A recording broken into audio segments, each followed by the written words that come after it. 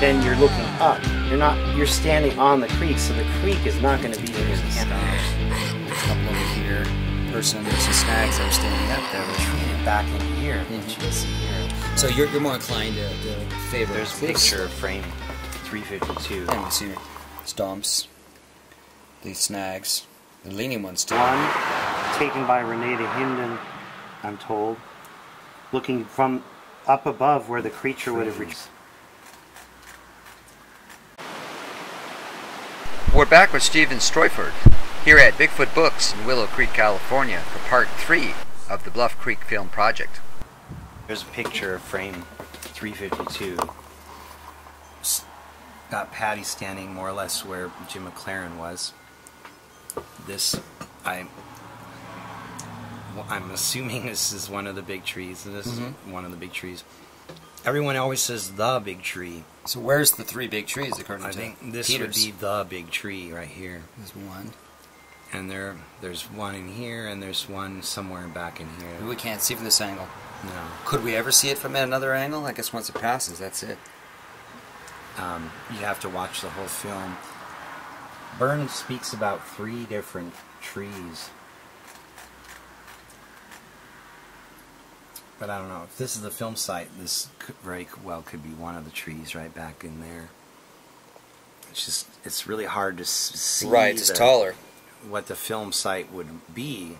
Right. How close is this to the bat boxes, you think? Well, this is upstream, and it's past that gulch. Boxes are down here, downstream, and you come through here. All this log flood. There's where the National Geographic team landed, down there, at the bottom of the gulch on this gravel bar. And see that tree right there? Right, that's a bigger tree. That is a tree that Christopher Murphy thinks is the big tree, which would place the film considerably downstream. You know, because he's looking number of yards downstream from where others have been looking. But that is a nice looking old fir. It's a good size one. It also sitting down on the edge of the gravel bar, right where it should be in the film. But if you go past here, there's a bottleneck in the creek to the left of that tree, which doesn't seem to give it enough space for Patty to have walked all of that distance until you get to the middle of the film where the big tree is seen in the background and she looks back at you. Right. But, I mean, it's plausible. It's just that there would have had to been a major amount of sand and gravel piled up in that area. And there's a natural geographical blockade of rock and stuff that you would... It's hard to imagine there being a pile of sand going over it. You know, it would be dictating the flow of the stream around it.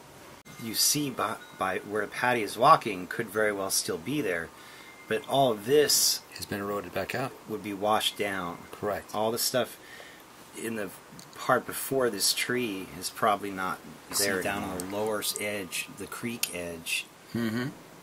Back up in here is where you can just dig your hand down in the forest loam, and a few inches down there's actual sand. Still sand, so this area right in here. Those trees are all growing in the sand. Right. And the sand is so fine and pure, you know it had to be deposited there by a major flood. You can see here at the bank, you know, the bank goes up. It's like this all along there. You know, you get these sandbars deposited up here. Right. You can tell by how tall he is. That's, you know, some 6 feet. It's like a terrace there. Higher up. That hasn't been eroded away yet. And those trees aren't that old. It looks like they're alders from here. Yeah, they all grew since the time of the flood. There it is. That's not that close to Patterson. I mean, Patterson's back in here with his camera angled up. So he's looking over across the creek. His position on the creek and running across the creek would not have allowed for that wet part to be the creek. No, but you see where he crossed the creek. That's closer to the creature than Patterson, probably. Right, he already crossed the creek. So that's got to be something besides the creek. It's some kind of a spring. Or a seep. Or an upwelling. Where water's accumulating. And then, you know, you go across... Suddenly it's on the other side, and then you see the creature walking back in here, I mean, that's Patterson's running up to that, and she's retreating. These are the first few frames of the film. You know, for potentially the first frame right there. Mm-hmm. That first glimpse you get of the creature, anyway. That's 112 feet between the camera and Patterson.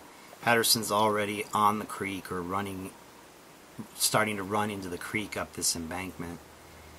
So I don't know what the hell that is. Well, it looks like a low point was retaining water to me. I mean, if you're looking across at something 112 feet away, that's up on a bank about 5 feet higher than you are. Right. Then you're looking up. You're standing on the creek, so the creek is not going to be in your camera view at all. Also, look how big the bank is there. Right. See, up here he's filming more or less level with the creature, but there he's actually filming looking up the bank. He's changed his position. She's a good 5 feet higher off the ground than he is. And if you look at the images of the film site, the creek does not bow up that way in that spot. It's a gradual loop around the gravel bar. Right. Yeah, I think what you're saying makes a lot of sense there, and we get a chance to look at it too on scene, where you can see where that seep should still be there if it's a traditional low point. That's just one of my theories, but there is this big bank there, which is mysterious. The banks change. You can see here, though, like from this image, that's not red. No. M.K. Davis thinks that's a pool of blood. Negative. That is not red. Looks like water's been sitting there. And if you look, these are natural colors. Mm-hmm. If anything, that's red. These vine maples and poison oak that are growing in the back, that's natural red. Mm-hmm. That is not red. No. So Definitely not. Right there, you've got proof that that's not a pool of blood. Negative. There's no massacre. These here that we could perhaps still see too. Well, if we can find that seep, which seeps aren't going to change much, then those trees should still be... These alders in the foreground. Yeah, those would be huge or dead. Gone. Yeah. They could live 40 years though. Yes, it's just they're growing in sand, so it's probably not the most stable place for the trees to grow. But you can see there are some bigger trees in the background there. Yeah. Oh, this is what M.K. Davis does too. A bloody pit. Suddenly the colors look very different. They sure do. They're still red. You look over to the far right side there, and that still looks red, like we saw that tree there. There's somehow two of them. the other thing. Now all of a sudden this is looking pretty red, and the color even changes.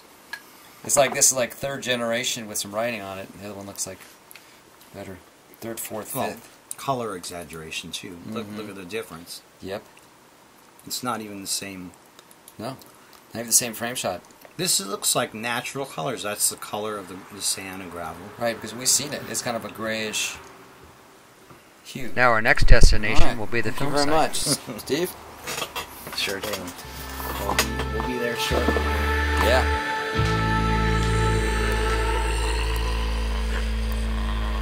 Bigfoot lives.